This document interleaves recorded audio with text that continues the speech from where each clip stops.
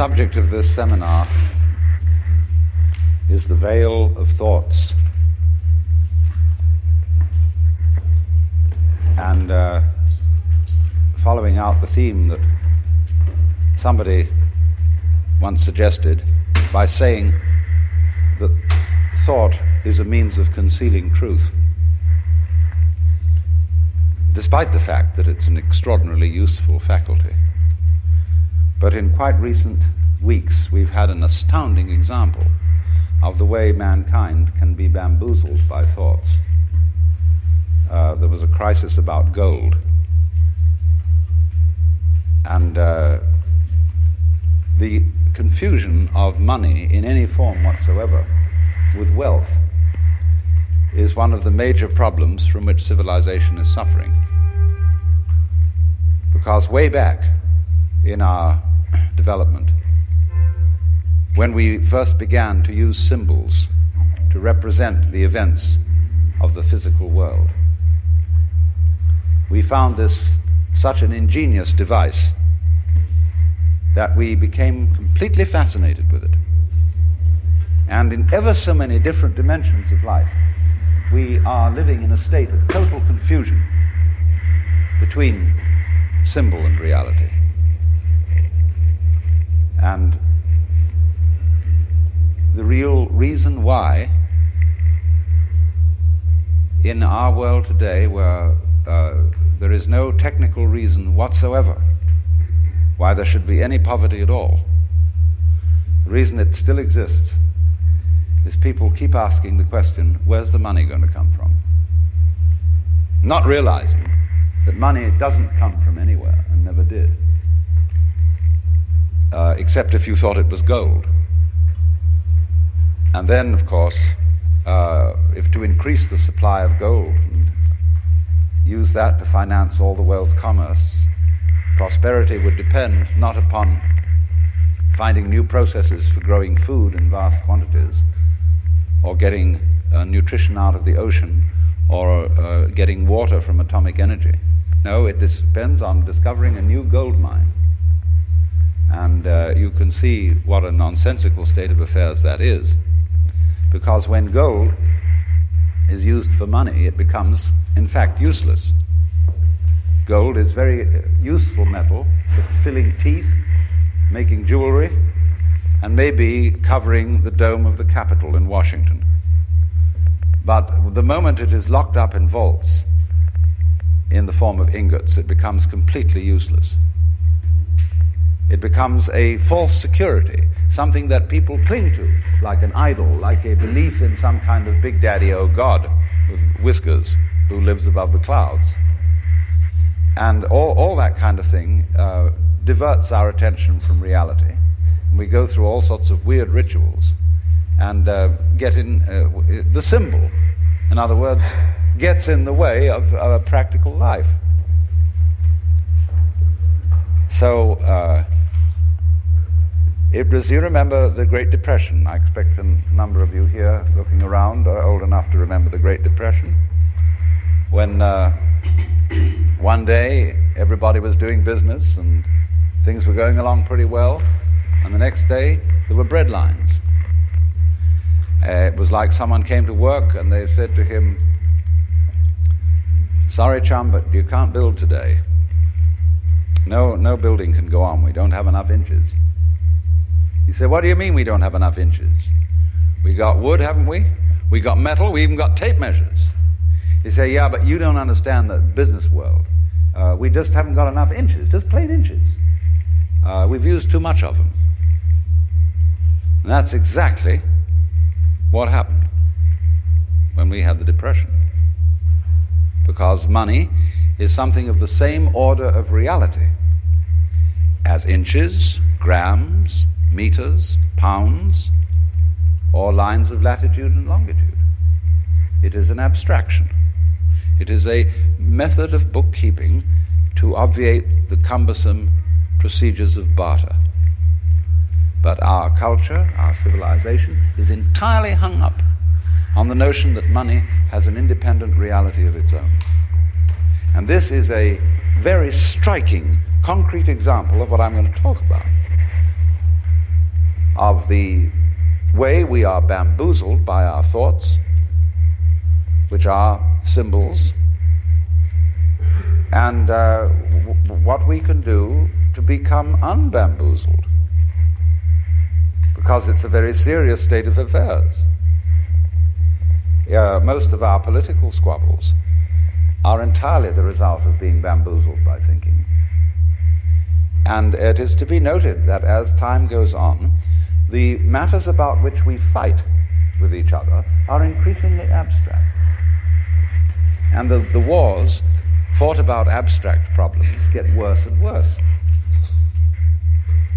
We are thinking about vast abstractions, ideologies called communism, capitalism, all these systems, and paying less and less attention to the world of physical reality, to the world of earth and trees and waters, people, and so are, in the name of all sorts of abstractions, busy destroying our natural environment. Wildlife, for example, is having a terrible problem continuing to exist alongside human beings.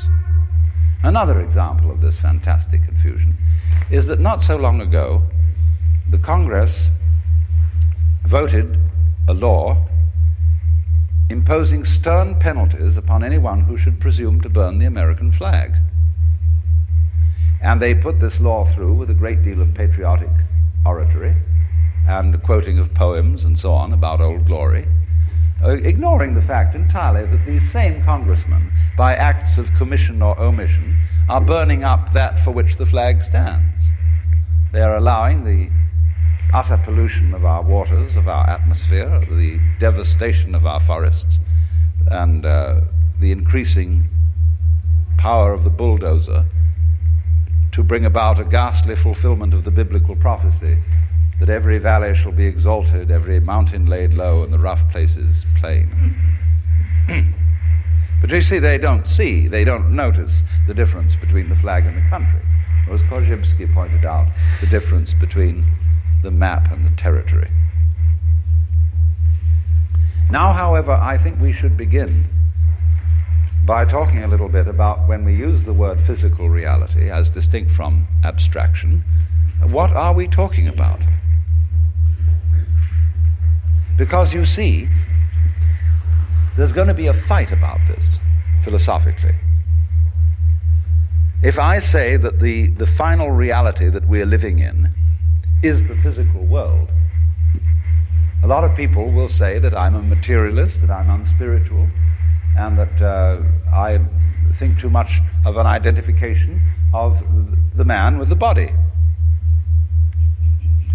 Any book that you open on yoga or Hindu philosophy will have in it a declaration that you start a meditation practice by saying to yourself, I am not the body. I am not my feelings. I am not my thoughts. I am the witness who watches all this and is not really any of it. And so if I were to say then that the physical world is the basic reality, I would seem to be contradicting what is said in these Hindu texts. But it all depends on what you mean by the physical world. What is it? First of all, it must be pointed out that the idea of the material world is itself philosophical. It is in its own way a symbol. And so if I take up something that is generally agreed to be something in the material world, and I argue that this is material, of course it isn't. Because nobody has ever been able to put their finger on anything material. That is to say, if by the word material you mean some sort of basic stuff out of which the world is made, by, say, analogy with the art of ceramics, pottery. We use clay and we form it into various shapes. And so a lot of people think that the physical world is various forms of matter. And nobody has ever been able to discover any matter. They've been able to discover various forms, yes, various patterns, but no matter.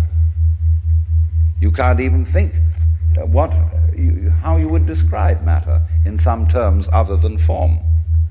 Because whenever a physicist talks about the nature of the world, he describes a form, he describes a process which can be put into the shape of a mathematical equation. And so if you say A plus B equals B plus A, everybody knows exactly what you mean. It's a perfectly clear statement. But nobody needs to ask, what do you mean by A or what do you mean by B? Or if you say 1 plus 2 equals 3, that's perfectly clear. But you don't need to know 1 what, 2 what, or 3 what. And all our descriptions of the physical world have the nature of these formulae, numbers. They are simply mathematical patterns, because what we're talking about is pattern. But it's pattern of such a high degree of complexity that it's very difficult to deal with it by thinking. In science, we really work in two different ends of the spectrum of reality. We can deal with problems in which there are very few variables, or we can deal with problems in which there are almost infinitely many variables. But in between, we're pretty helpless. In other words, the average person cannot think through a problem involving more than 3 variables without a pencil in his hand. That's why, for example, it's difficult to learn complex music. Think of an organist who has 2 keyboards or 3 keyboards for work with his hands, and each hand is doing a different rhythm. And then his feet on the pedals, he can be doing a different rhythm with each foot. Now that's a difficult thing for people to learn to do, just like to rub your stomach and a circle and pat your head at the same time takes a little skill.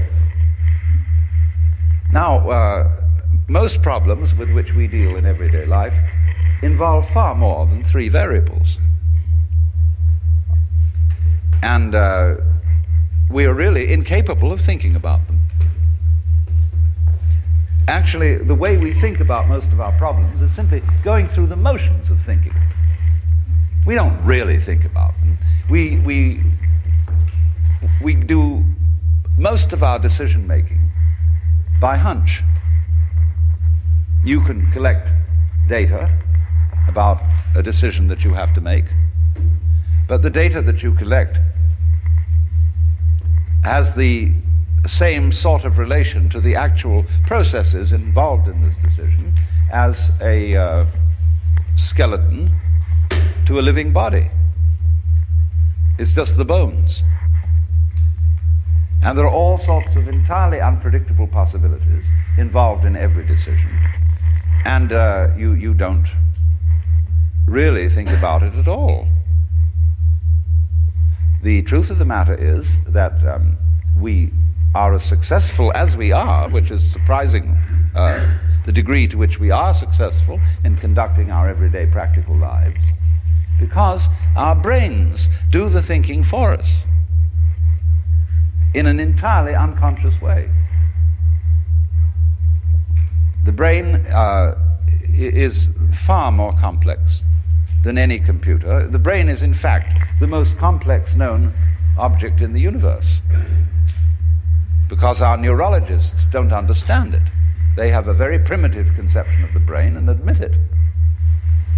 And therefore, if we do not understand our own brains, that simply shows that our brains are a great deal more intelligent than we are. Meaning by we, the thing that we have identified ourselves with. Instead of being sensible and identifying ourselves with our brains, we identify ourselves with a very small operation of the brain, which is the faculty of conscious attention, which is a sort of radar that we have that scans the environment for unusual features. And we think we are that, and we are nothing of the kind. That's just a little little trick we do. So actually, our brain is analyzing all sensory input all the time, analyzing all the things you don't notice, don't think about, don't have even names for. And so it is this marvelous complex goings on which is responsible for our being able to adapt ourselves intelligently to the rest of the physical world. The brain is furthermore an operation of the physical world. But now you see, though, we get back to this question. Physical world. This is a concept. This is simply an idea. And if you want to ask me to differentiate between the physical and the spiritual,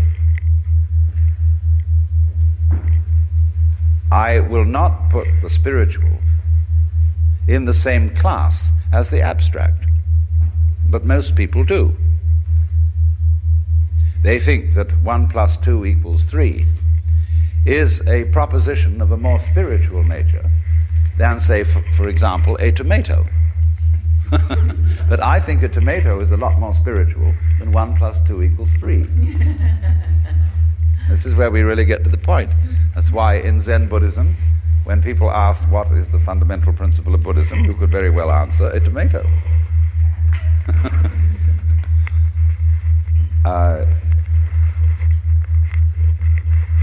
Because look how, when you examine the material world, how diaphanous it is.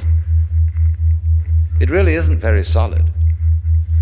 A tomato doesn't last very long. Nor, for that matter, do the things that we consider most exemplary of physical reality, such as mountains.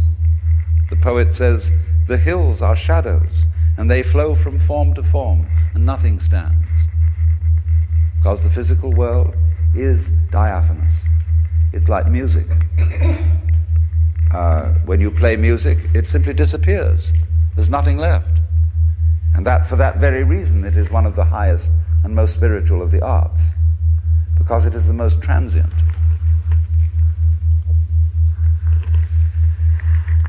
And so, in a way, you might say that transiency is a mark of spirituality.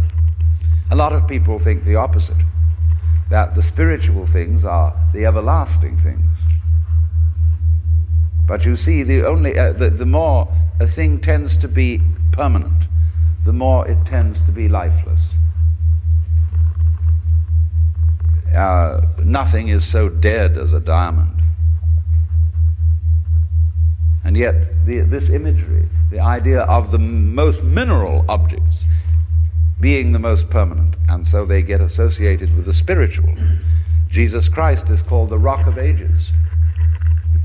And even the Buddhists have used the diamond, the Vajra, as an image of the fundamental reality of the universe. But the reason why they used the diamond was not that it was hard, but that it was completely transparent,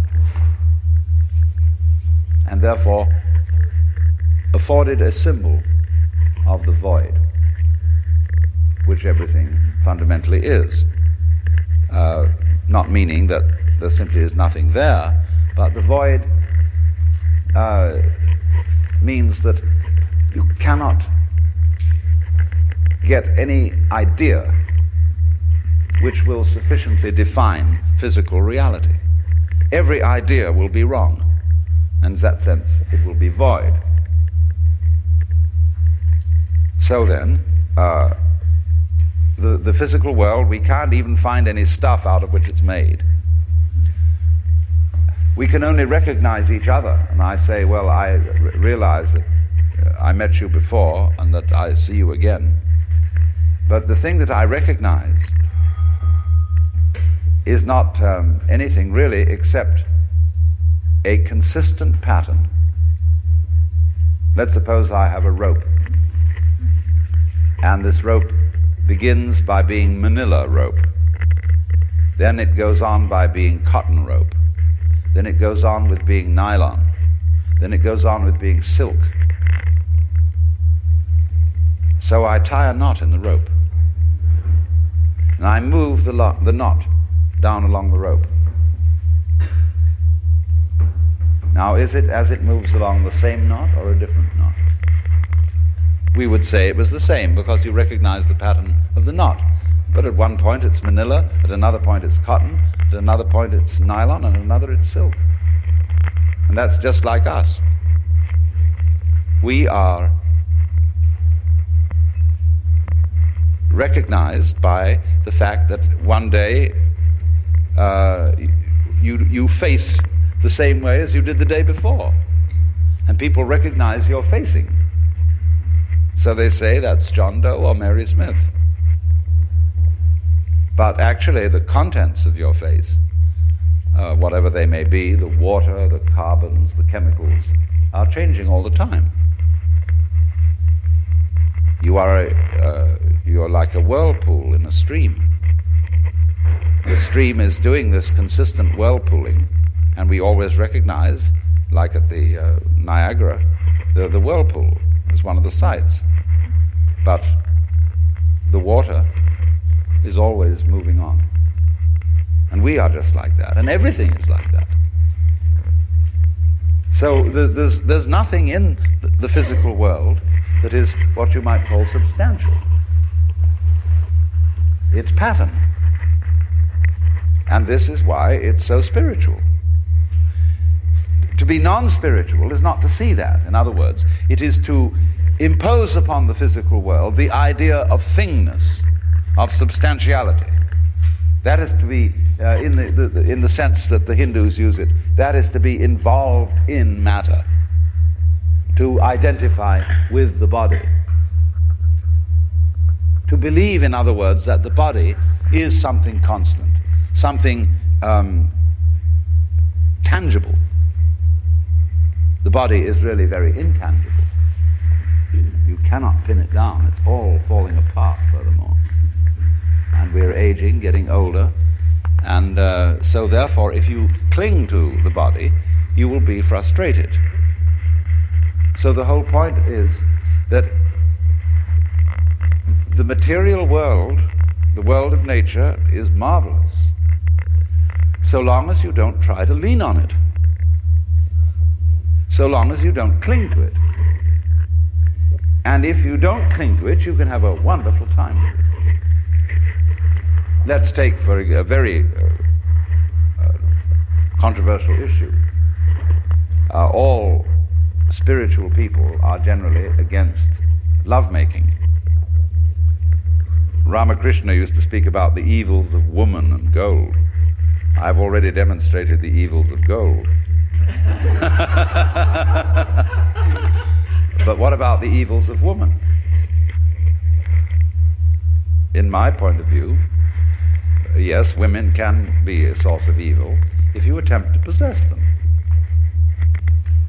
I mean, if you can say of another person, I love you so much I want to own you, and really tie you down and call you, well, it's like that poem of Ogden Nash where someone claimed that he loved his wife so much that he climbed a mountain and named it after her. Called it Mount Mrs. Oswald Tregennis.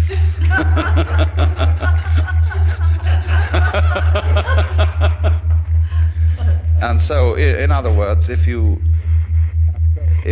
try to possess people and you make your sexual passion possessive in that way, then of course you are trying to cling to the physical world. But you see, women are in a way much more interesting if you don't cling to them, if you let them be themselves and be free. And in my opinion, you can have a very spiritual sex life if you are not possessive. But if on the other hand you are possessive, then you're in trouble. So, but you know, the average Swami won't agree with that, because he confuses, by thinking that the body that I touch, is something evil. He's hung up with it. It's like the story of the two Zen monks who were crossing a river, and it was the ford was very deep because of the flood, and there was a girl trying to get across, and one of the monks immediately picked her up, threw her over his shoulder, and carried her across, put her down on the other side, and then the monks went one way and she went another. And the other monk had been in a kind of embarrassed silence, which he finally broke, and he said, "Do you realize that you broke a monastic rule by touching and picking up a woman like that?" And he said, "Oh, but I left her on the other side of the river, and you're still carrying her."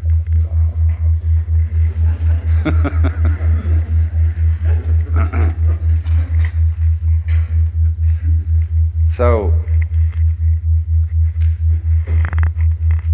the whole question then, you see, is that even you can find this to some extent in that rather irritable saint Paul, where he speaks of the opposition of the flesh and the spirit.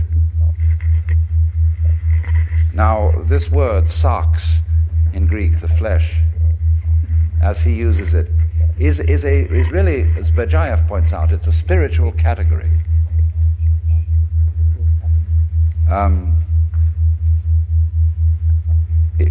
For the Christian, you see, the Word is made flesh in Christ, and there will be the resurrection of the body in the final consummation of the universe. So you cannot really, as an Orthodox Christian, take a antagonistic attitude to the flesh. Why then does St. Paul take an antagonistic attitude to the flesh? Well, you can only save the situation and make the New Testament consistent with itself by saying that he meant by the flesh a certain kind of spiritual category. He didn't mean this, because this isn't flesh. Flesh is a concept. This is not. And so the flesh, or you might say, talk about the sins of the flesh, they have entirely to do with certain hang-ups that we have about our bodies. And that again is what I would call leaning on the world, exploiting it. When you take, as a Buddhist, you take the third precept, Kamesu michachara veramani sikapadam samadhiyami. And it's usually translated, I undertake the precept to refrain from adultery. It doesn't say anything of the kind. Kama is passion. Kamesu michahara, therefore, is, I undertake the precept not to exploit the passions. So in other words, you may be bored, see, and you're feeling sort of empty and at a loose end, and you think, well, I don't know, let's go and commit adultery. It might liven things up, see? And that would be what they call in Zen raising waves when no wind is blowing. It would be quite a different matter if, in a perfectly spontaneous and natural way, you fell in love with some woman. You wouldn't be going out of your way to get into trouble. It would be appropriate and natural at the time. Or in the same way, a lot of people, instead of saying, let's commit adultery, when they feel sort of bored, they say, let's go and eat something. And so they become fatter and fatter and fatter because they're filling the spiritual vacuum in their psyche with food, which doesn't do the job. It is not the function of food to fill spiritual vacuums. So in this way, one exploits the appetites or the passions. So likewise also the fifth precept, Sura Merya Majjapamadhatana, is the list of intoxicating substances. And it doesn't say that you are not going to take them. It says you're not going to be intoxicated by them. In other words, a Buddhist may drink but not get drunk. I don't know how that applies to psychedelics, but that's another story. So, one might say then that we are confused through and through about what we mean by the material world. And what I'm first of all doing is I'm just giving a number of illustrations which show how confused we are. And let me repeat this to get it clear, because it is rather complicated. In the first place, we confuse abstract symbols, that is to say numbers and words and formulae, with physical events, as we confuse money with consumable wealth. In the second place, we confuse physical events, the whole class and category of physical events, with matter. But matter, you see, is an idea, it's a concept. It's the concept of stuff, of something solid and permanent that you can catch hold of. Now, you just can't catch hold of the physical world. The physical world is the most evasive, elusive process that there is. It will not be pinned down, and therefore it fulfills all the requirements of spirit. So what I'm saying then is that the non-abstract world, which Korzybski called unspeakable, which was really a rather good word, is the spiritual world. And the spiritual world isn't something kind of gaseous, abstract, formless, in that sense of shapeless. It's formless in another sense. The formless world is the wiggly world. There really is no way that the physical world is. In other words, the nature of truth. I said in the beginning, somebody had said that thoughts were made to conceal truth. This is the fact, because there is no such thing as the truth that can be stated. In other words, ask the question, what is the true position of the stars in the Big Dipper? Well, it depends where you're looking at them from. And there is no absolute position. So in the same way, accountants, a good accountant will tell you that any balance sheet is simply a matter of opinion.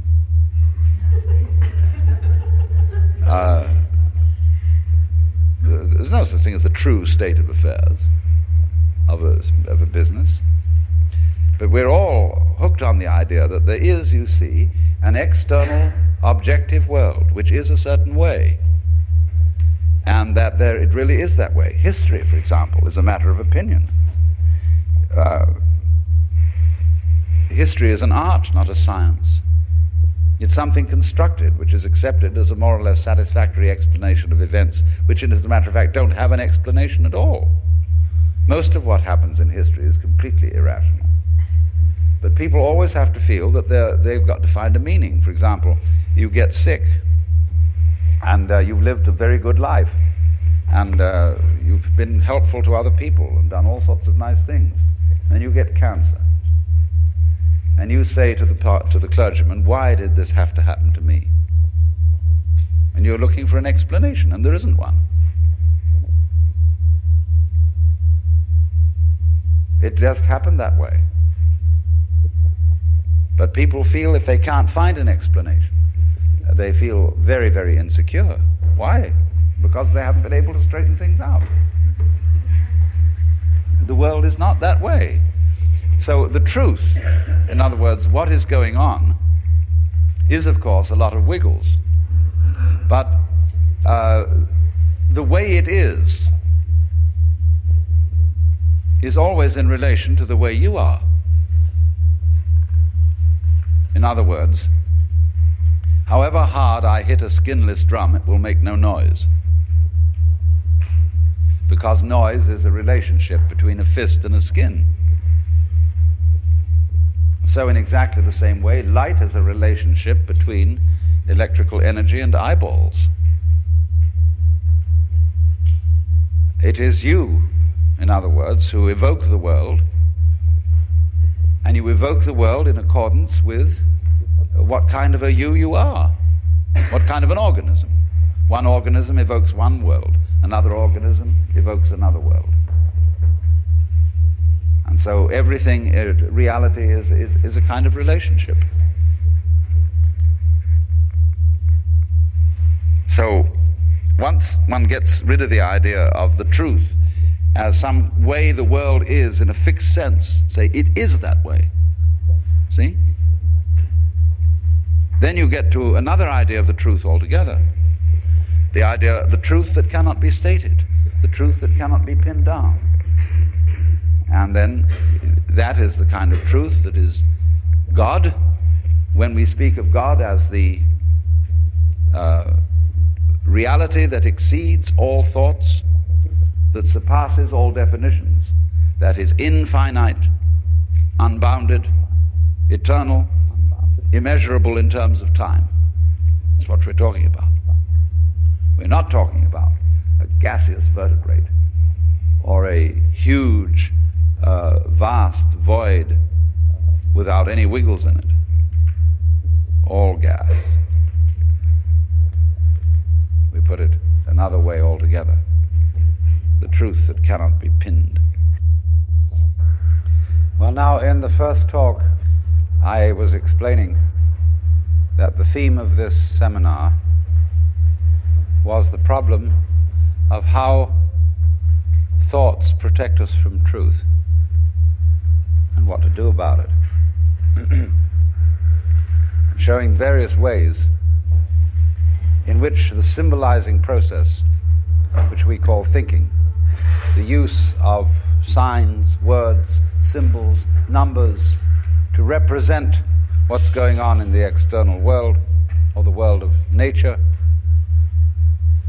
it leads us into a curious confusion, that we confuse the symbolic process with the actual world.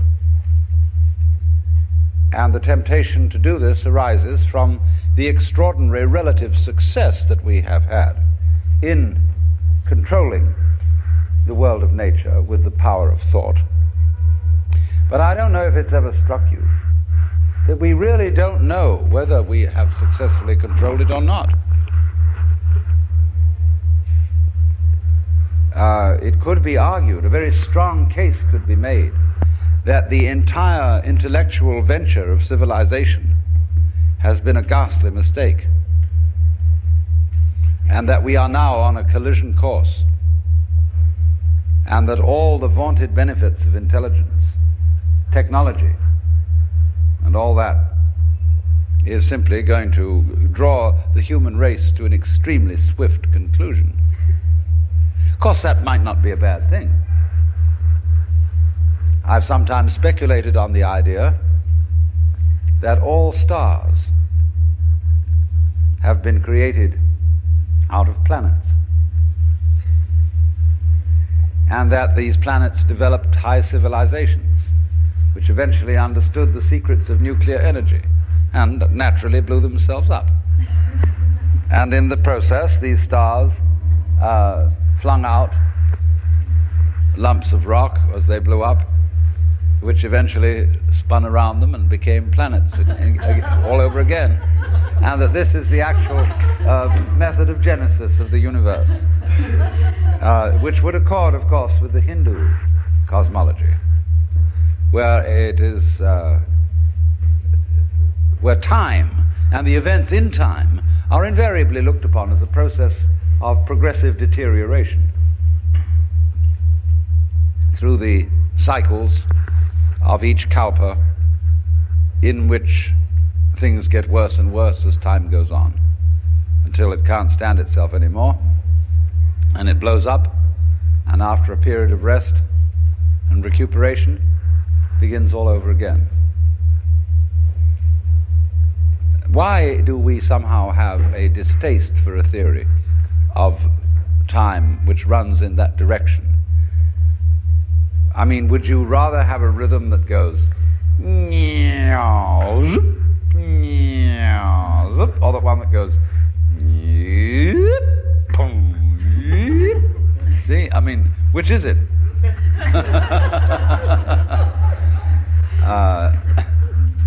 Or do you want one that's going up always? You see, or always getting better. You can't even imagine such a state of affairs, because it's relative. As you succeed in life, you simply there was a communist, a Russian philosopher who accused the communists in their various 5-year plans and progressive notions, wherein people were always preparing for tomorrow, of converting all human beings into caryatids. Now, a caryatid is a pillar shaped in a human form which supports a roof. And he said, you are turning all men into caryatids to support a stage upon which others will dance. But of course, they never will. You have one row of caryatids supporting a floor, and very soon your children are the next row of caryatids supporting another floor, so that it gets higher and higher, but we don't really know where we began, and we're always in the same place, always hoping, always thinking that the next time will be it. And this, of course, is an eternal illusion. It's much better. Actually, one would be much happier to think that the future is simply deteriorating. I can explain that very simply. Human beings are largely engaged in wasting enormous amounts of psychic energy in attempting to do things that are quite impossible. As the proverb says, you can't lift yourself up by your own bootstraps. But recently, I've heard a lot of references in just general reading and listening where people say, we've got to lift ourselves up by our own bootstraps. And you can't. And you can struggle and tug and pull till you're blue in the face, and nothing happens except that you exhausted yourself. All sensible people, therefore, begin in life with two fundamental presuppositions. You are not going to improve the world, and you are not going to improve yourself. You are just what you are. And once you have accepted that situation, you have an enormous amount of energy available to do things that can be done. And everybody else looking at you from an external point of view will say, my God, how much so-and-so has improved.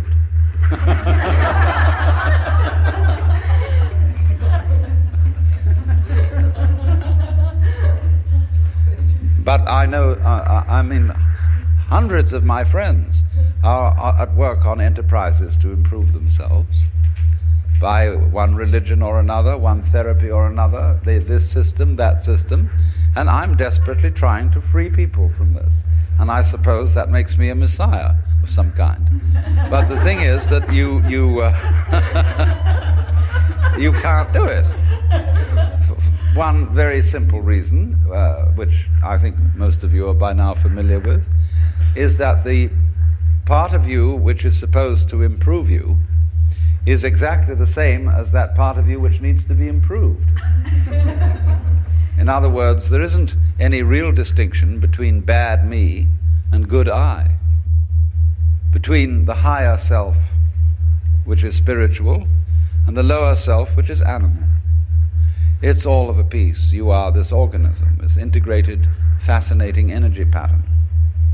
And as Archimedes said, give me a fulcrum and I will move the earth, but there isn't one. It's like, betting on the future of the human race.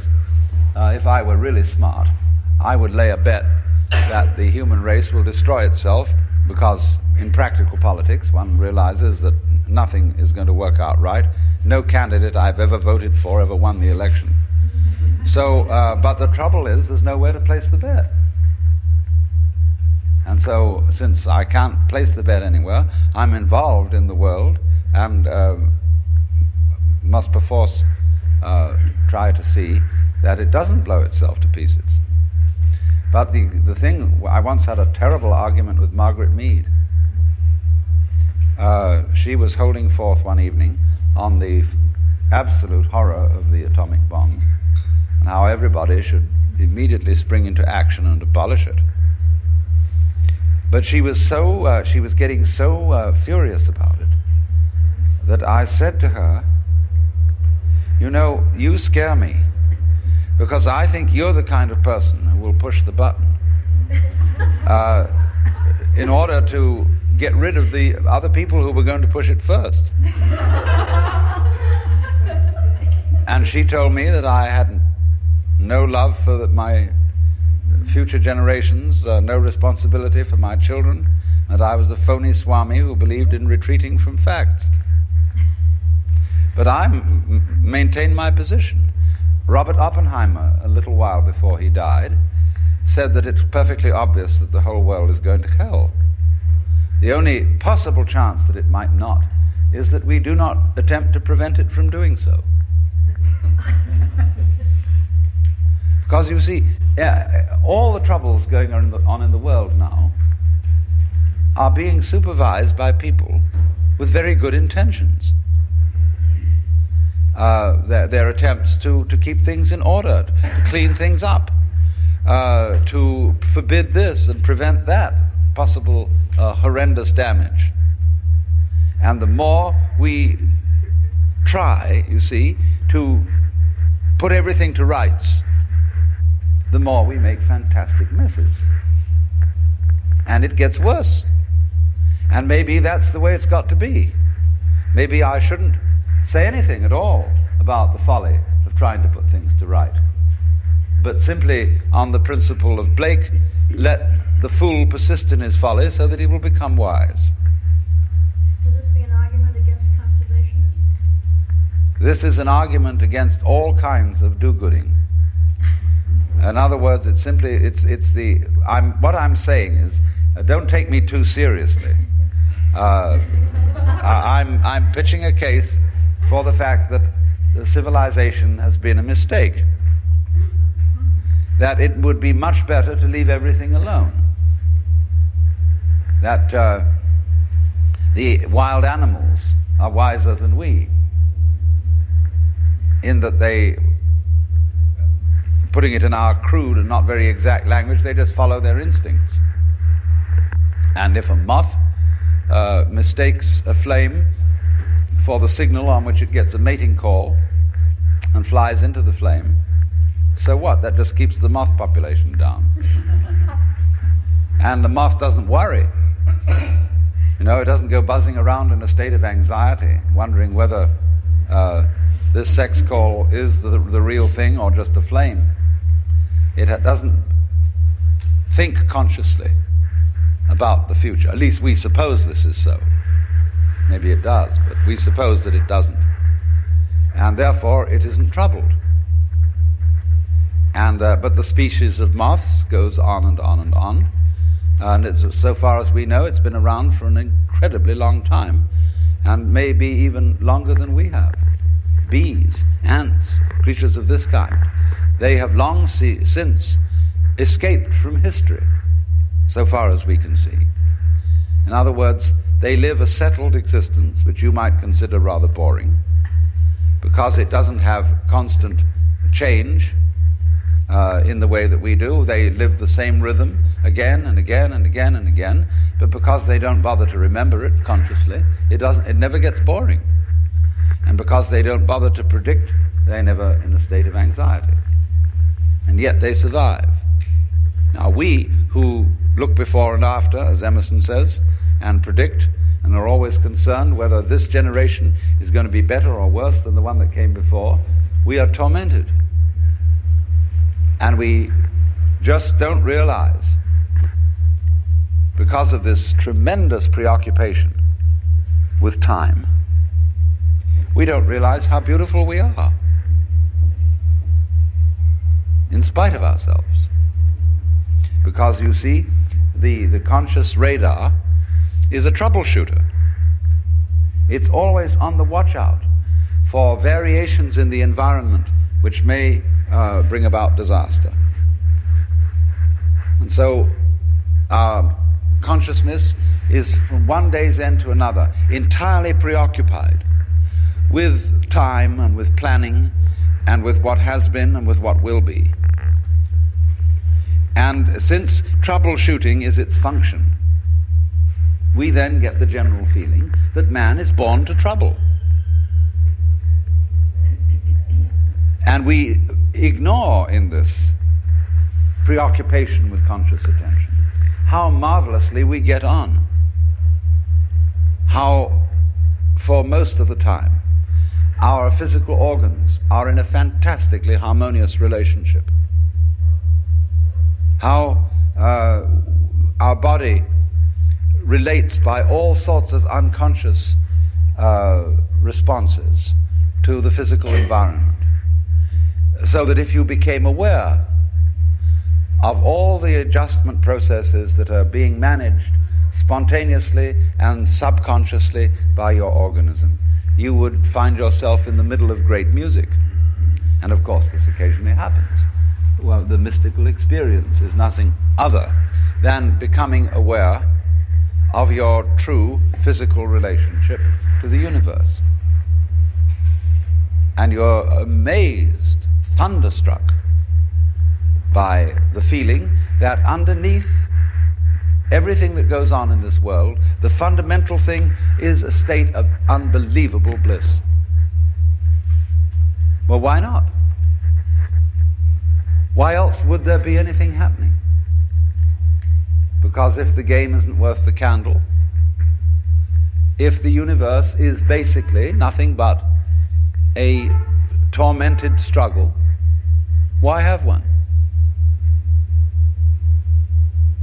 Hasn't it ever struck you that it would be much simpler not to have any existence? It would require no effort. There would be no problems. So why is there anything going on? Let me say not why, but how is there anything going on? Because if it's all fundamentally a drag, I just don't see any reason for its being. Everything would have committed suicide long ago, and to be at rest. Abu Ben Adhem, may his tribe decrease by cautious birth control and be at peace.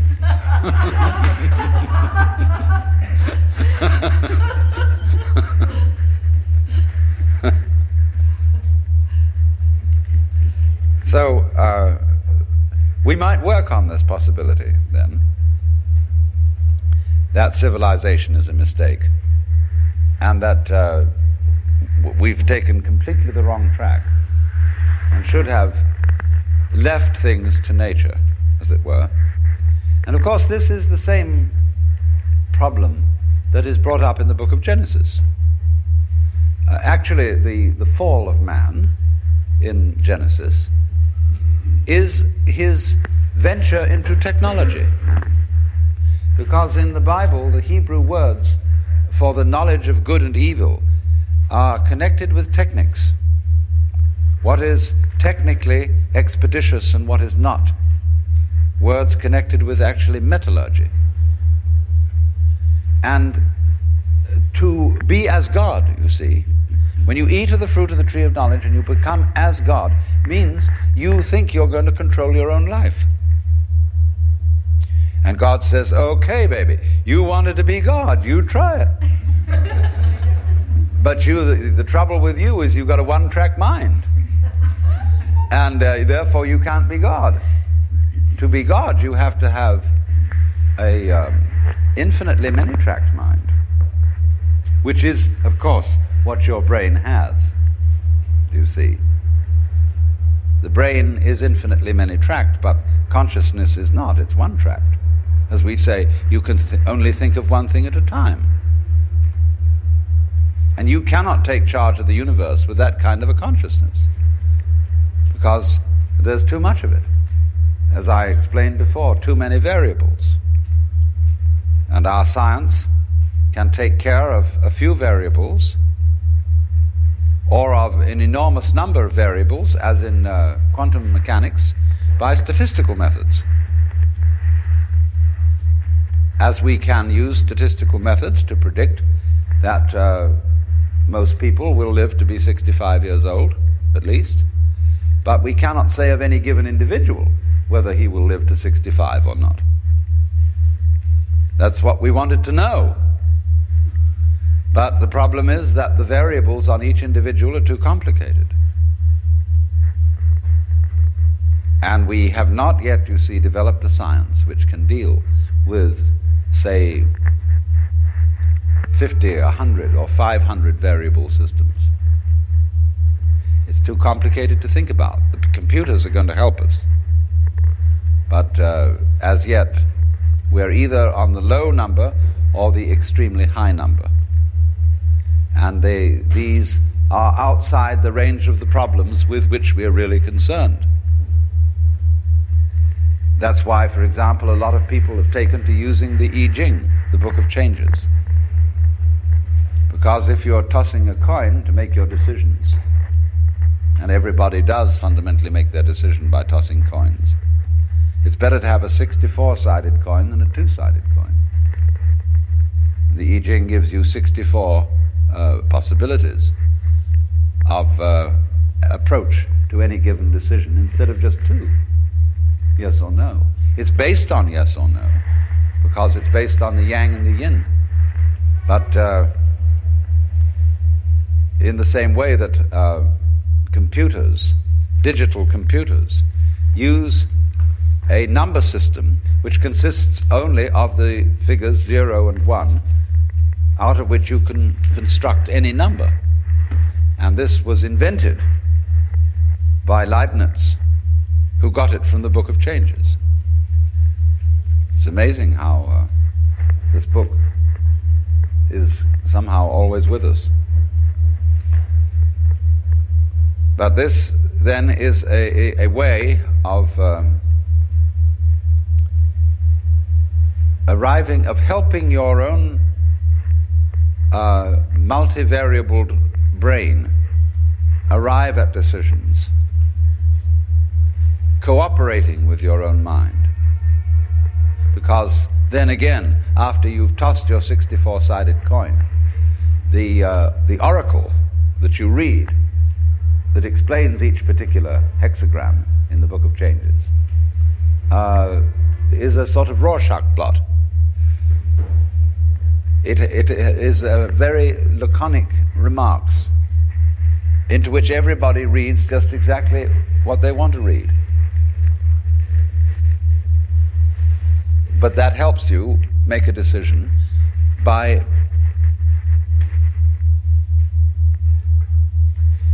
the fact that you don't really have to accept responsibility for it. See, then you can say, it told me. I consulted the oracle. Same way when you go to a guru. You say, my guru is very wise and he has instructed me to do this, that and the other.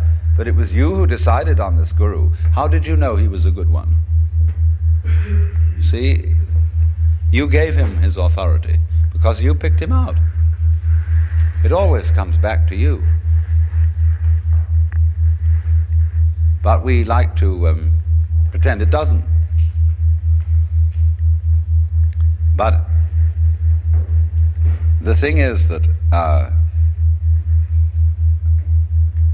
oneself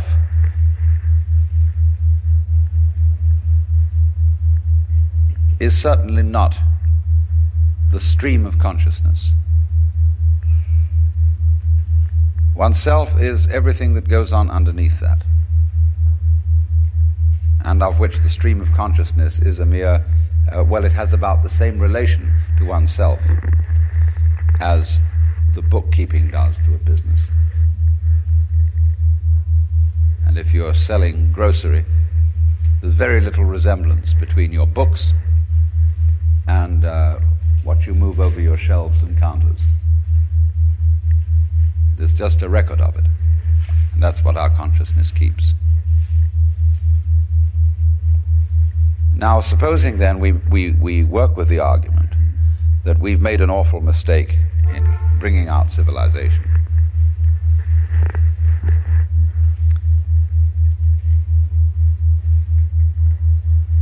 And we're not going to survive. Now, there are various things that can be said about this. Just as I made the joke that all stars used to be planets, one could say, well, is it such a good thing to survive? You know T.S. Eliot's Wasteland, where it says, this is the way the world ends, not with a bang but a whimper. But some people would rather end with a bang than a whimper.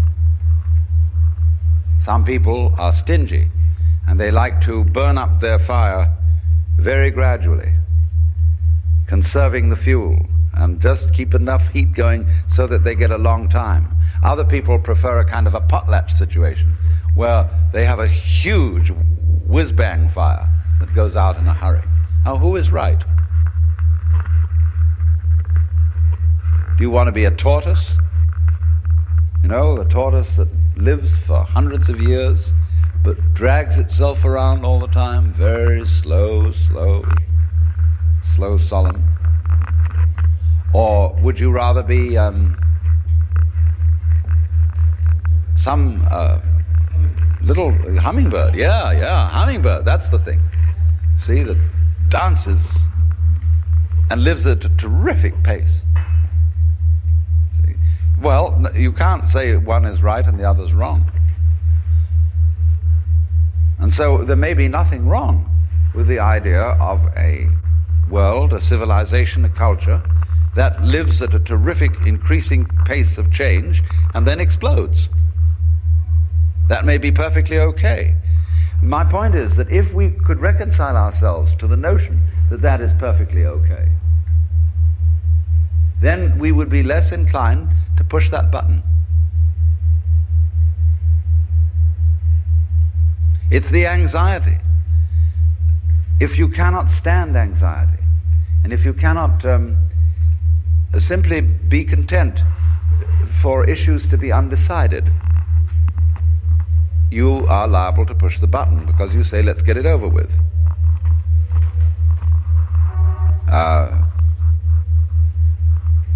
People who have trouble with the law and are manipulating the courts in one way or another always learn to delay everything, put it off, introduce legal red tape, manage to, like Ralph Ginsberg, who's been in trouble because of the Eros magazine. He's got a very smart attorney who simply, although the case has gone to the Supreme Court, he's simply mumbling away and putting up all sorts of things so that he keeps Ralph out of jail. And that's life. Life is simply a way of postponing death. And that's what we have to do. So then, let's say, well, civilization wasn't really a mistake. It was just as natural as anything else. A being that exists under conditions of illusion, that imagines that it's controlling its own destiny, that thinks it's capable of improving itself, and by virtue of this illusion destroys itself rapidly in an interesting way.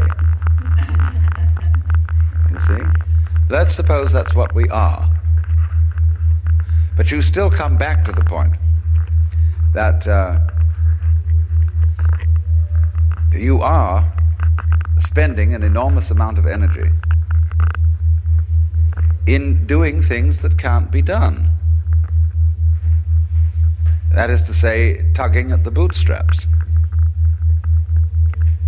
And if you find this frustrating, if you really don't like it, you don't have to do it. You can stop.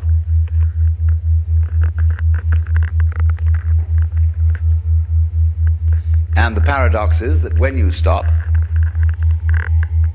you become happier and more energetic. People always wondered about the Calvinists, because Calvinists believed that from the beginning of time, God had foreordained who was to be saved and who was to be damned. And you have no choice. Predestination. Therefore, the logical assumption would be that people who believed in predestination would be laissez-faire. They're just sit and wait. There's nothing we can do about it. But Calvinists were quite other than that. They were very energetic people, too energetic. Very vigorously moral. They gave us the Protestant ethic. But they believed in predestination. Because you see, they simply had all the psychic energy which Catholics were dissipating upon wondering whether they were saved or not. See? And being in a state of fear and trembling about, have I made the right decision? Did I act rightly? And so on. So they didn't have as much energy as the Calvinists. So then in this day and age,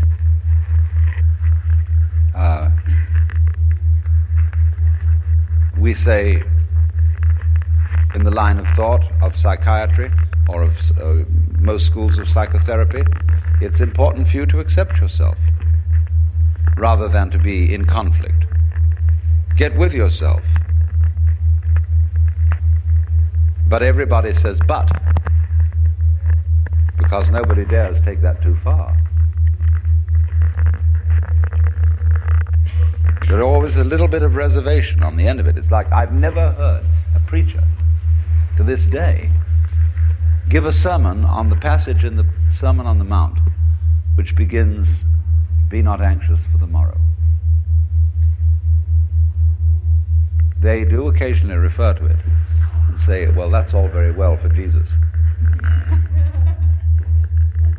But the actual putting into practice of this, nobody will agree with. They say it's not practical to not give a damn about how you're going to provide for the next day's meals and all that sort of thing. But it is practical. It's much more practical than what we're doing. If you mean by practical that it has survival value. Only, I want to point out that this is a kind of a two-step way. You see, the first step is not being anxious for the morrow. Not dreaming for one moment that you can change anything or improve anything. Which of you, by being anxious, can add 1 cubit to his stature? You see? But this, just like the belief in predestination, has an unexpected consequence. Namely, the making of the energy available. So that, in fact, you can take care of the morrow, but for the simple reason that you're no longer worrying about it. And thus it comes about that people who do not live for the morrow have some reason to make plans. But those who live for the morrow have no reason to make plans for anything, because they never catch up with tomorrow, because they don't live in the present. They live for a future which never arrives. And that is very stupid. But you see, all this is said in quite another spirit than the spirit of sermonizing. I'm not talking at all about something you should do. All I'm doing is explaining a situation, and you can do anything you like about it. Actually, you know, you cannot lift yourself up by your own bootstraps, however hard you try. And I'm merely pointing out that it can't be done. I'm not saying that you shouldn't try, because it may be your lifestyle to be constantly attempting to do things that can't be done. I do this in a way because all poets do it. The poet is always trying to describe what cannot be said. And he gets close, you know. He often really gives the illusion that he's made it. And that's a great thing, to be able to say what can't be said. I'm trying to say, to express the mystical experience. And it just can't be done. And therefore everything I'm saying to you is a very elaborate deception. I'm weaving all kinds of intricate nonsense patterns which sound as if they were about to make sense. And they don't really. But you see, we could take that to another level and say, well, that's just life. Once I was talking with Fritz Perls at the Esalen Institute, and he said, the trouble with you is you're all words.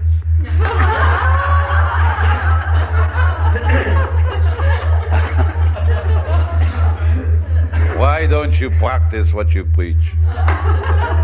So I said, I don't preach. And furthermore, don't put words down. Because the patterns that people make with words are just like the patterns of ferns or of the marks on seashells. They are a dance, and they're just as much a legitimate form of life as flowers. He said, you're impossible.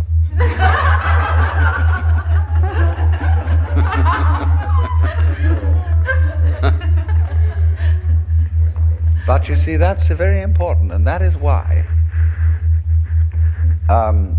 in certain forms of methods of meditation and religious rituals, we use words in a way that is not ordinarily in accord with the use of words. Words are normally used to convey information. But in religious rituals, words are not used to convey information. Words are used musically for the sake of sound. And this is a method of liberating oneself from enthrallment with words. When you say any ordinary word, just take a word like body, see? And you say it once, and it seems to be quite sensible. But say it 4 or 5 times. Body, body, body, body, body, body. And you think, what a funny noise. Isn't that curious? Or apple dumpling. Apple dumpling, no? It's kind of a nice sound. Apple dumpling. And so in one of the great methods of meditation, which is called mantra yoga, the use of sound for liberating consciousness, is precisely that. You take all sorts of nonsense and chant it, and you concentrate on these sounds, quite apart from anything that they may mean. See, this is why the Catholic Church has made a ghastly mistake in having Mass celebrated in the vernacular. Now, everybody knows what it means, and it really wasn't so hot after all. And whereas while it was in a tongue that was completely incomprehensible, it had this sense of mystery to it. And furthermore, if you knew how to use it as a sadhana, a method of meditation, you could do very well. All monks were trained when they recited the divine office. They would explain to a novice, don't think about the meaning of the words. Just say the words with your mouth and keep your consciousness on the presence of God. They used it that way, see? So it's a very good thing then to use words in this way to overcome slavery to words. I've just written a book of nonsense ditties, which are to be used in this way to get the rhythm going, which is an incantation, which is a way of getting beyond the bondage of thought. Because you see, you cannot think without words. You can use numbers and a few things like that, but if you preoccupy your consciousness with meaningless words, that very simply stops you from thinking. And then you dig the sound. Do you know what it is to dig the sound of anything? Anybody who's had a psychedelic experience knows exactly what this means. That I can only call it, you go down into sound.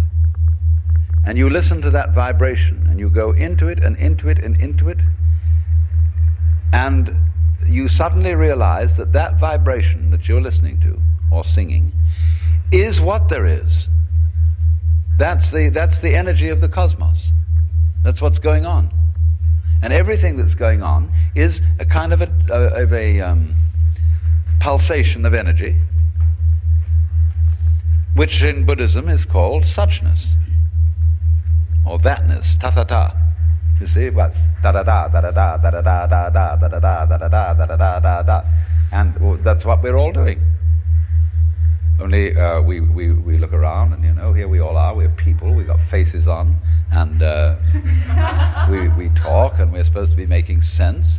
But actually, we are just going da-da-da, da-da-da, da-da-da, da-da, in very complicated ways. You see, and playing this life game. And the thing is that if we don't get with it, it passes us by. That's all right. You can miss the bus. It's your privilege. You see? But it really is a great deal to go with the dance and know that that's what you're doing. Instead of agonizing about the whole thing. Well, now we've been discussing in 2 sessions the ways in which thought can conceal truth. And so now we have to come to the other aspect of the problem, which is how to get unbamboozled. And I often say that in a way this is the wrong question, because it reminds me of the famous tale about the American tourist in England who wanted to find a way to obscure a little village called Upper Tuddenham. And he asked a local yokel the way, and the man scratched his head and said, "Well, sir, I do know the why, but if I were you, I wouldn't start from here." And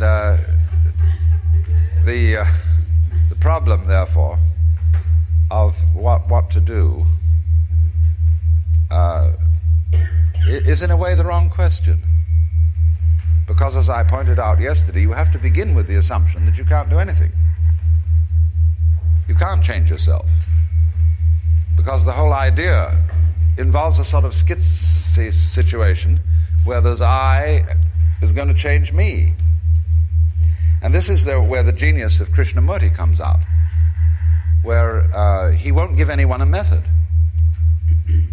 And actually he gets you into the meditation process by pretending not to. He's a real tricky character. Very, very great guru, except that nobody really knows what to do with him. Because whenever you suggest that there might be something that you could do to bring your mind to tranquility, or your heart to the knowledge of the ultimate reality, he says simply, "Well, why do you want to? Find out why you want to." But then he gives you a koan. And in a way, this gets you meditating naturally, instead of it being a kind of artificial process. You get so bugged by this questioning that you are involved in the koan process right away. And he's very insistent about this. But my own view is very generous. I think that all ways of meditation can be followed.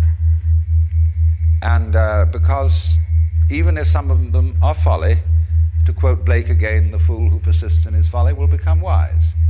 All is required that you keep at it.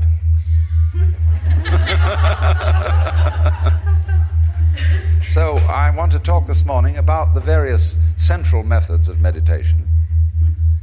And we'll begin, why not, with the Yoga Sutra, Patanjali, where the first, he says, now yoga is explained. This is the first verse. And the commentators point out that the word now means that this is a discourse following other discourses. Something has gone before. Certain things you have to have mastered before you try yoga. And this is in line with the Hindu view of life, that life is divided into ashramas, or stages. That you start out with the stage called brahmacharya, which is the studentship, and then you become grihastha, which is householder, and only after you fulfill the life of the householder do you take up yoga. And this is, of course, also in line with Jung's views, that spiritual awakening belongs properly to the second half of life.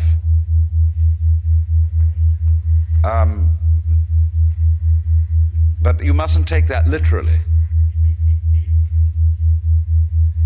The stages of life can be lived simultaneously, and they don't necessarily follow each other in chronological order. And today, the predominance of interest in yoga in the West is among young people. Now, these are the people who are now the new sannyasins, the wandering monks, the dropouts. After all, a sannyasin is a dropout, only a high-class dropout. And but he has, in India, of course, fulfilled his social debts. He has raised a family, established his work, and put his oldest son in charge of the business. But we are in an entirely different situation, because many of our oldest sons despise the business that we as adults were involved in,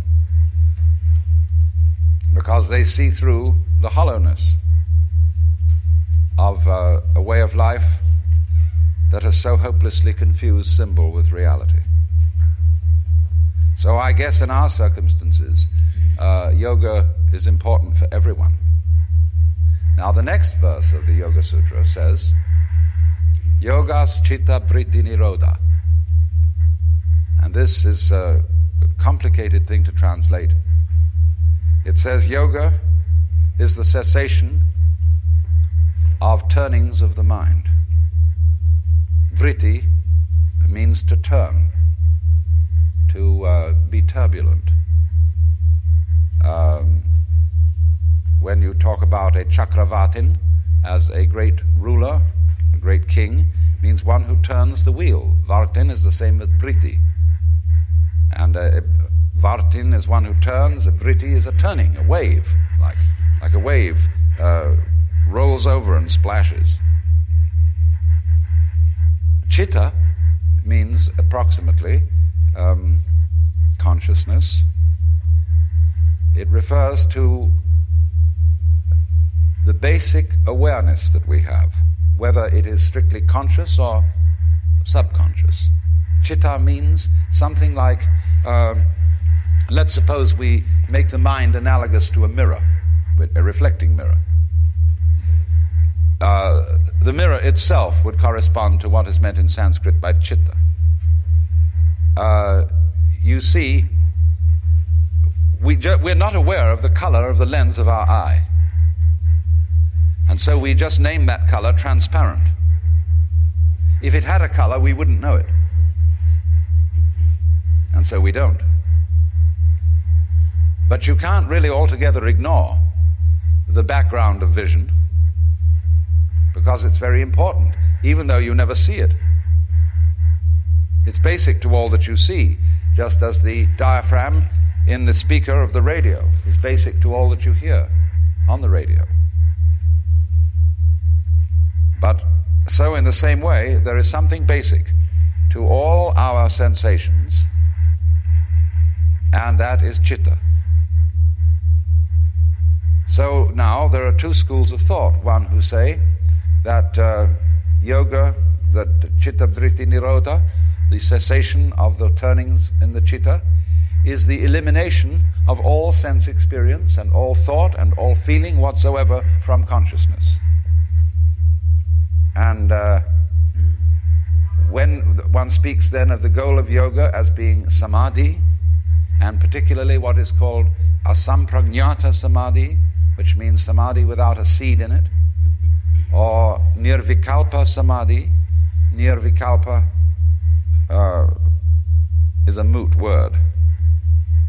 Some people think that that means this total elimination of all contents from consciousness. It's like when you get into a sensory deprivation chamber and you learn to relax the muscles of your tongue and the muscles of your eyes, and you really go blank. But I think that is a false interpretation. It's a very interesting experience to go through, and I recommend it if you want to make a little adventure. I was just in a sensory deprivation chamber a day or two ago. It was fascinating. But, it's real quiet. It's just nice as nice can be, and I recommend that everyone install one in the New York apartment. But nirvikalpa means strictly without concept. Vikalpa means a concept, having an idea, and that's a symbolic thing. It doesn't mean having no sensation. And they make a great point of this in the instruction about practicing meditation in Zen. They say quite definitely, don't shut your eyes, don't close your ears, but simply eliminate thought. If you cut out your sensation input entirely and have a blank mind, then you're no better than a log. In that case, logs and rocks would be Buddhas. The point then is, in other words, they have various poetic phrases in Zen to indicate the nature of samadhi. One is the moon in the water. You see, there's a verse which says, all waters contain the moon. Not a mountain, but the clouds encircle it. So all waters contain the moon means that whenever the moon rises, instantly it is in all waters. They didn't know, of course, in those days anything about the speed of light. But they felt that the moon comes into the water when the moon is in the sky in exactly the same way as when the hands are clapped, the sound issues without a moment's hesitation. And so another verse says, the geese do not intend to cast their reflection. The water has no mind to receive their image. It's zutler, like that. And so the ideal of samadhi is for you to have a mind like that, what they call a mind of no hesitation. Mind which doesn't, as it were, stop to say whether this or should not be reflected. And so they would go on to explain the basic nature of your mind is like that from the beginning. That's what it is to have a mind. That's what the Zen master Bankei would call the unborn mind, or the Buddha mind in every one of us, that we all have as a natural gift. And so he says, when you hear a crow go, caw, you know immediately it's a crow. I am a crow for the moment. And so in the same way, when Bankei was once giving a talk, there was a Nichiren priest, and you know those Nichirens are kind of Buddhist Jehovah's Witnesses. And this priest was heckling him in the back. And he said, I don't understand anything you're saying. And Bankei said, come closer, and I'll explain it to you. And this man began to weave his way through the crowd. And Bhante said, come closer still. Still closer. Come right here. And he came right up. Bhante said, you see, you understand me perfectly.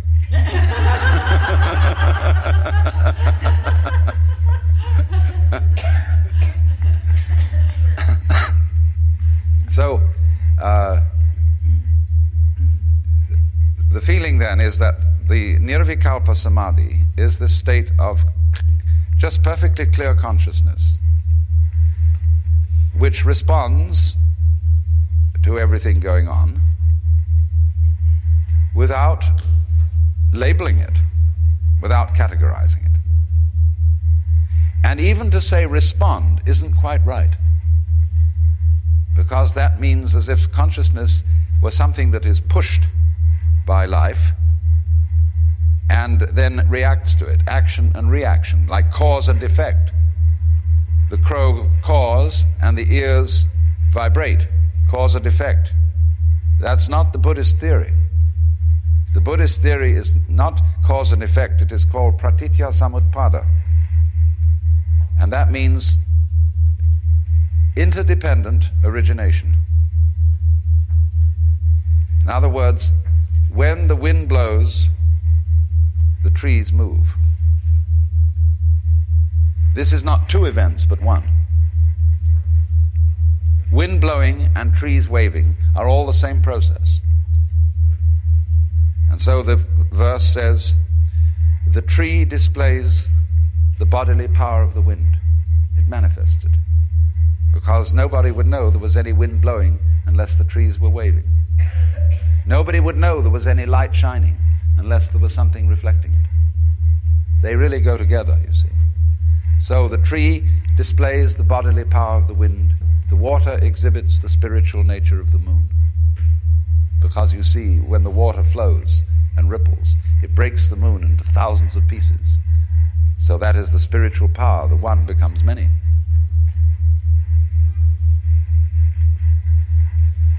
So then what we are looking at then is a state of consciousness which is like that, which is one with the whole thing going on.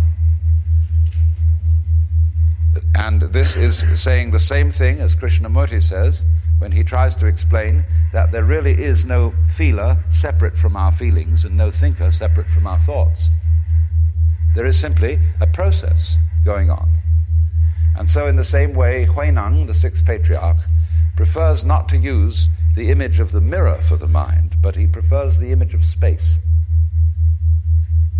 That's why when his rival for the patriarchate made up the poem which explained that the mind is a mirror and we must wipe it to keep off the dust, Huineng countered this by saying there isn't any mirror, and so whereon can the dust fall? See? So this is saying that you will never be able to discover a thinker other than thoughts, a feeler other than feelings, a sensor other than sensations. That's the meaning of the dialogue between Bodhidharma and Eka. When Eka said, I haven't any peace of mind, please pacify my mind. And Bodhidharma said, bring out your mind in front of me and I will pacify it. Eka said, when I look for it, I can't find it. Bodhidharma said, there, it is pacified. So Eka, was looking for his mind. It's like, who are you? The question that the Maharshi Ramana always asked to anybody who said, Maharshi, who was I in my last incarnation? And he would always reply, who's asking the question?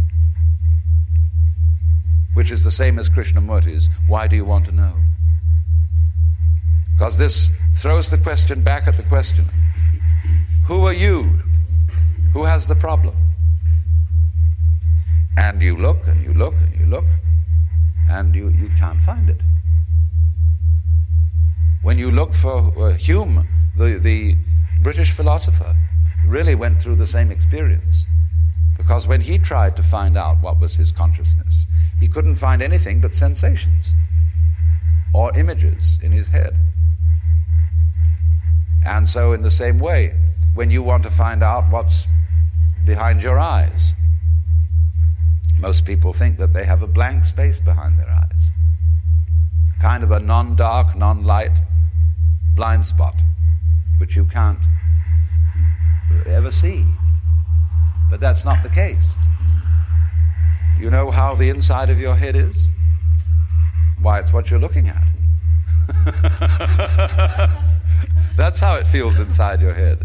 It's all this that you see in front of you. That's inside your head. It's all in these nerves back here, where the optical nerves are centered.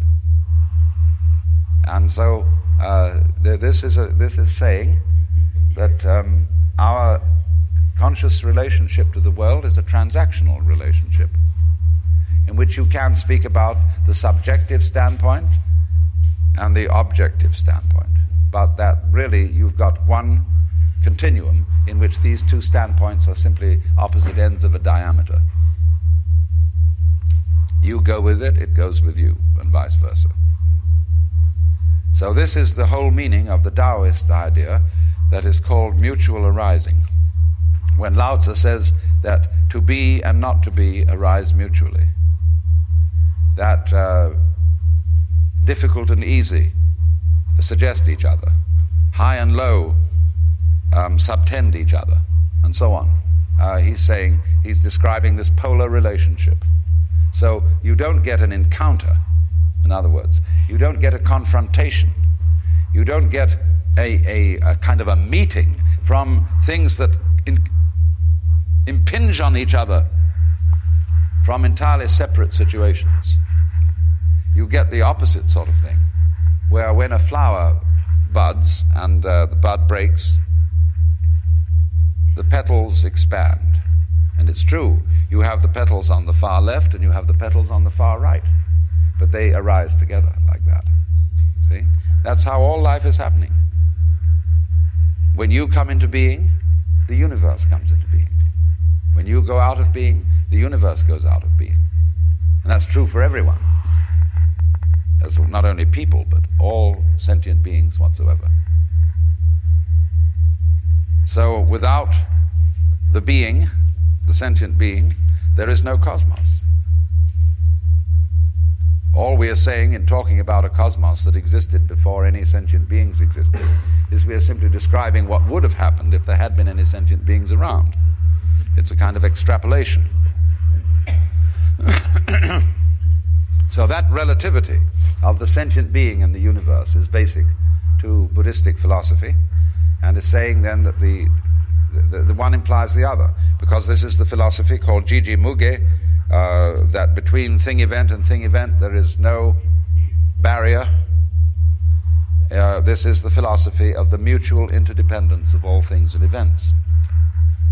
That the moment there is anything at all, it implies everything else.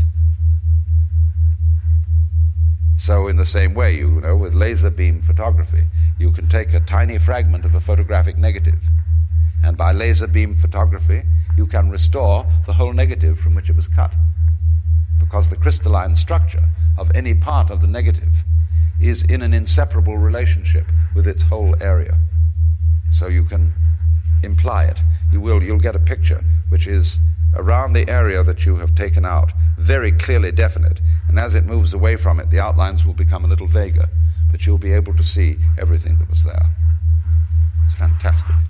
So in the same way, every hair on your head, this is the real meaning of the saying that the hairs of your head are all numbered, that every hair on your head implies all galaxies, because it wouldn't exist without all galaxies, nor would all galaxies exist without the hair, or without the hair having existed. It doesn't make any difference.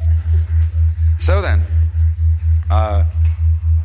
this state of complete unity of mind and nature, what's going on, without the intervention, first of all, without the intervention of thought, is the state of meditation. It may be called jhana, it may be called samadhi, and you may make certain subtle differences between these two states, but forget it for a moment. Now, the way of arriving at this is, of course, there is no way, because that's the way your mind is working anyway. But you have to find that out. You have to find out that you don't need to accept yourself by trying to accept yourself. It doesn't mean anything to accept yourself, because who accepts what? But you don't know that at first. You think there is a who has to accept what. And you can only do this by trying to do the impossible. This is the method of reductio ad absurdum. So then, in the beginning of meditation, there are alternative methods you can use. You can use the questioning method. Who am I? And who is it that wants to know? Who is asking? Who it is that is asking? That's the method of interiorization. Look within, thou art Buddha. Then there's the method of concentration. The method of banishing the interior stream of chatter by watching your breathing, or by focusing your attention on a small point of light or upon a single sound.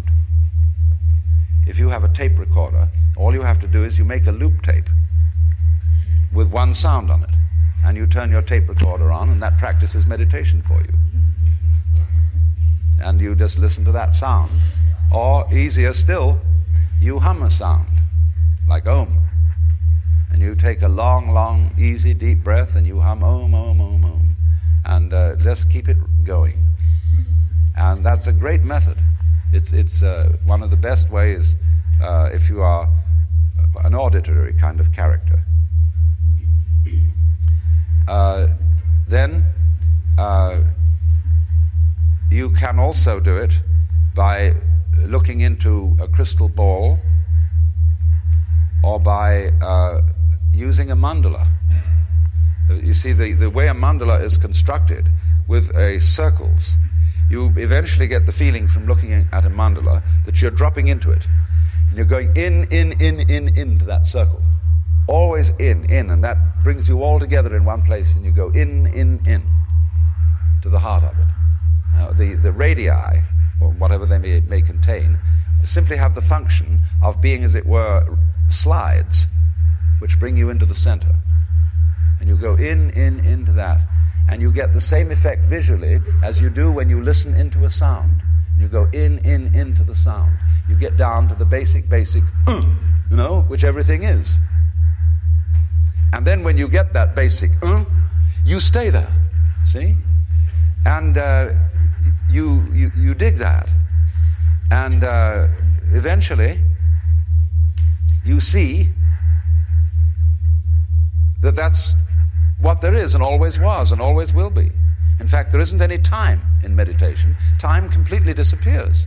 You discover there is only the present. And that brings up another form of meditation that you can practice, and that is a good one for practicing while being active. You see, sitting isn't the only way of meditation. There are actually 4 types of meditation. Sitting meditation, called Zazen, walking meditation, standing meditation, and lying down meditation.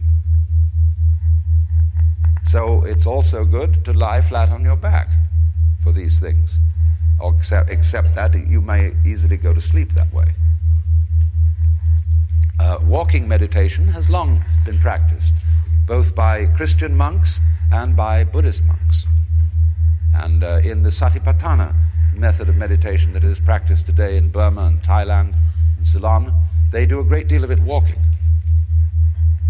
It's a very good way, because you certainly don't go to sleep that way. And it's a rhythmic movement, and therefore is peaceful. You just walk slowly up and down. This is the way I use mostly. Especially if you go out to Jones Beach and it's clear, you go out on a weekday and it's absolutely clear, nobody is there, and you can go for miles and miles along the beach in the walking meditation. It's beautiful. So in that various ways of posture, shall we say, you can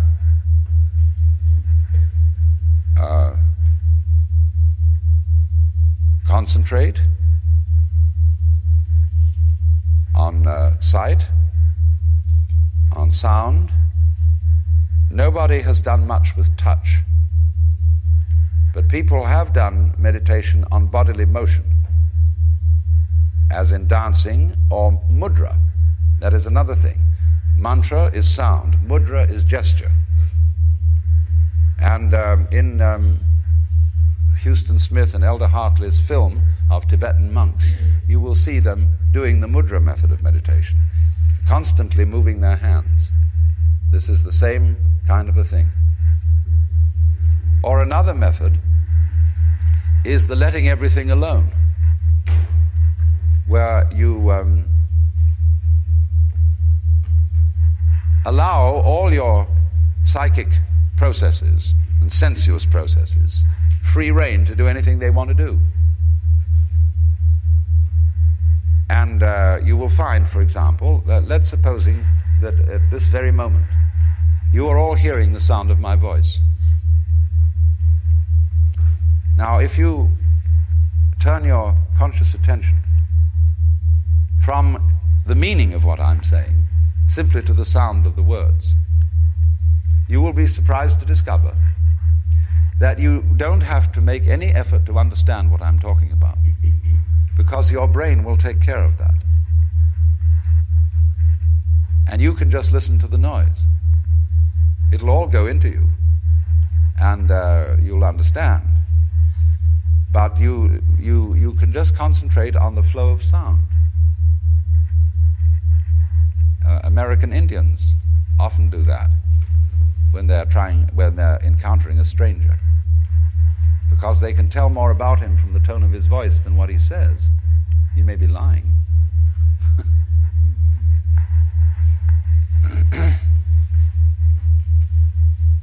So you can listen to the tone of my voice and find out whether I'm putting something over on you.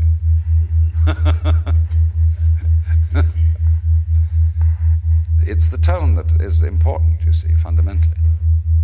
It's the music that finally counts in life.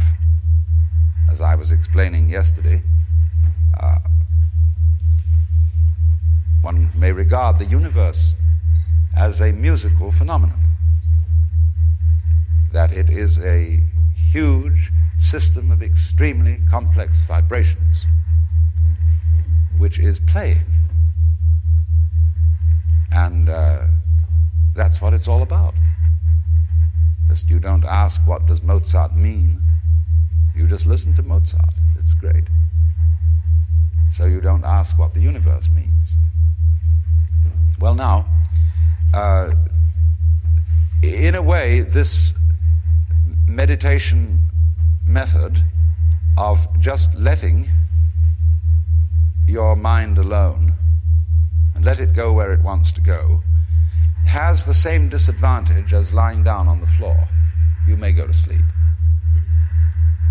But don't worry about that too much, especially if you do it early in the morning. And on waking, immediately is the easiest time. You're just in that moment between sleeping and waking. You will find you are in a very fascinatingly clear state of mind. That's the ideal hour of the day for having an experience of cosmic consciousness. And you can move right into it at that point. Don't get up immediately. Just lay flat out. You may want to do something or other to refresh yourself a little, like taking a drink of water or something.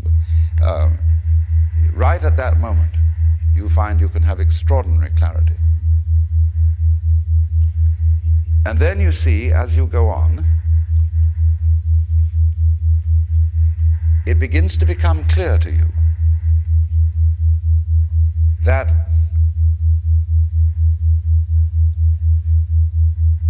there really is no one separate from this changing stream of feelings who's having them.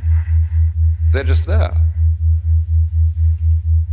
And in that moment, the problem of what to do about yourself vanishes, because there is no separate self.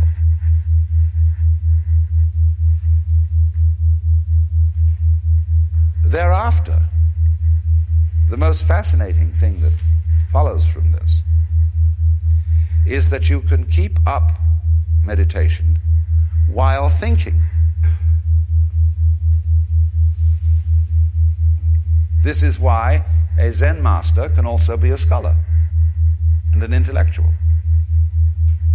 Because the way he does his thinking is exactly the same way as he sweeps the floor or meditates. There is no illusion of the thinker doing the thinking. There is just the thinking process. And therefore he doesn't get misled and bamboozled by his thoughts. So you see, it's very important to emphasize this, because the process of meditation is not anti-intellectual. In fact, it is, I would say, a basic requisite for leading the intellectual life. Because the person who lives the intellectual life is, of all people, the most liable to be bamboozled with words. And that's the besetting danger of all academicians. That's why they get so stuffy and dowdy, and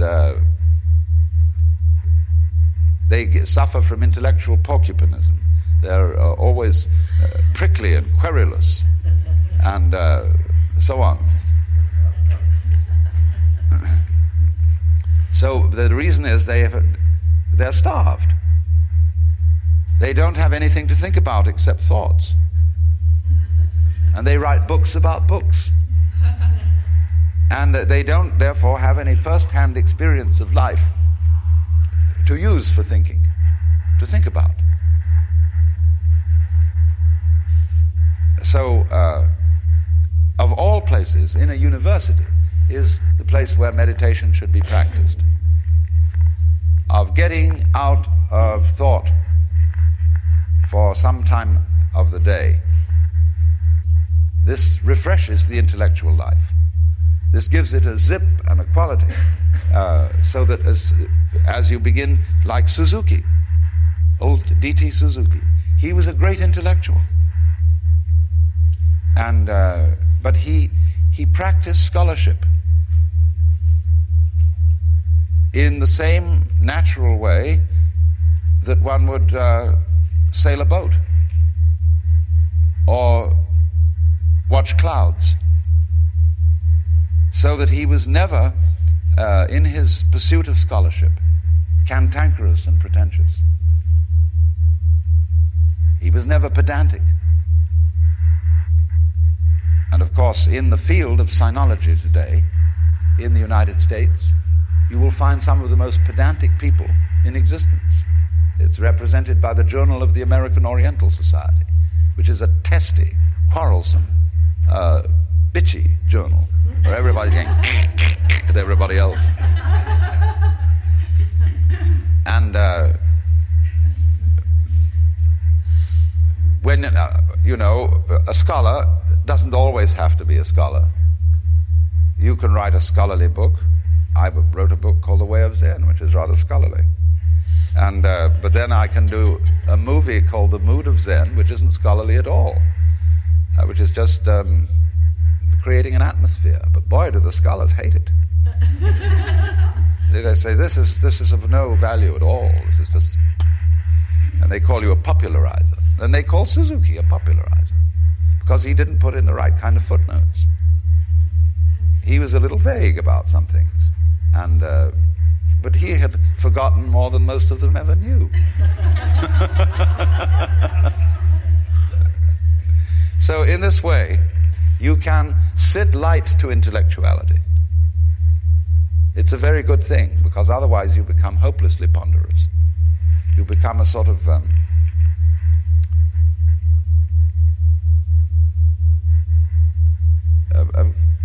mechanical tick-tock being that is full of it's like you put fish in your mouth and the whole thing were very small bones with no meat on them at all. And that's the sort of feeling you finally get from being over-intellectual. So really, I do want to make this plain, because so many people think that the domains of the intellect and the domain of intuition are mutually exclusive. They're not. It's only, people keep saying, I understand what you say intellectually, but I don't really feel it. And therefore seem to think that an intellectual understanding may even be an obstacle. And a lot of teachers sometimes give that point of view. They say, the more you think about it, the further you are from it. But I don't think that's true. At least it's oversimplifying the matter. If you've got an intellect, you must use it. It's a divine gift. It's a talent. And nobody can make the sacrifice of the intellect unless they've got one to sacrifice.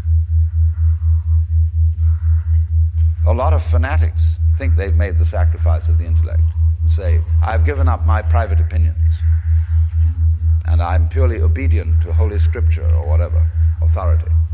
And that's a lot of, if I may say so, bullshit.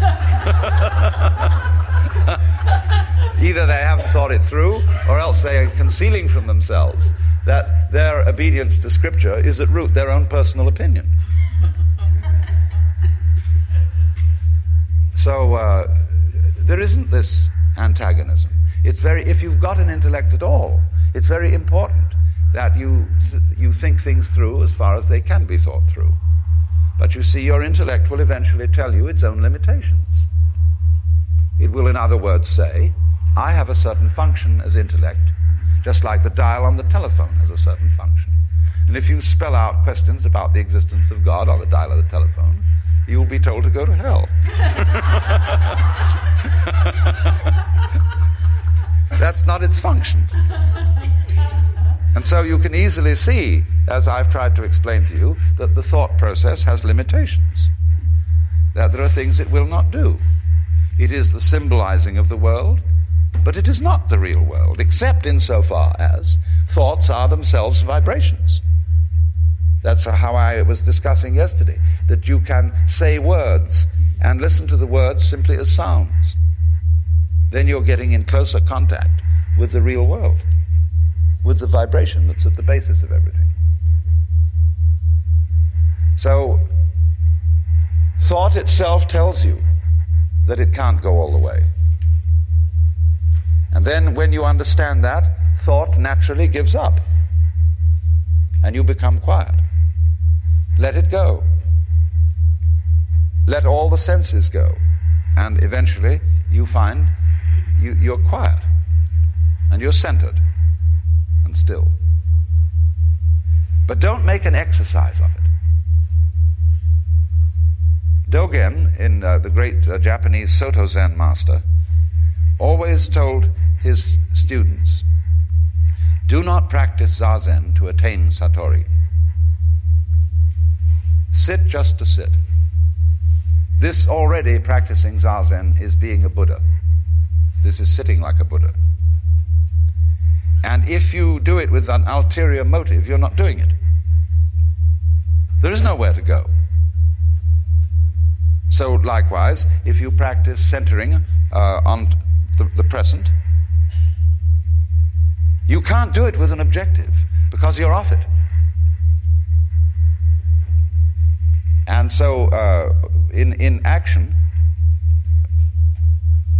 and you try to do what Gurdjieff calls self-remembering, and you've always got your mind on the present, and you're fully aware of what you're doing all the time, see? Then eventually you will discover that there is nothing else you can do. Because if you think about the past, that's happening now. Think about the future, that's happening now. There is nothing else but now. So then, when you discover that, meditation becomes automatic. You're always in it. Only you have to be stupid and exercise a little folly in order to find it out. That is to try to be there. You see, that's putting legs on a snake, or a beard on a eunuch, or we would say gilding the lily. And but somehow to wake up, that has to happen. So it's a most marvelous discovery, you see, when you've been working to try and center, to be present, to be alert and awake, and be just here, and you work at it, and one day you go, doing. There is nowhere else to be. And then you get a very strange sensation. It seems that the now and you are all the same, and that it's like a stream which is moving along and carrying you but not going anywhere. It moves and doesn't move. It's like looking at a blot, like a Rorschach blot, and seeing the blot running, but into the place where it is. Everything is moving into where it is.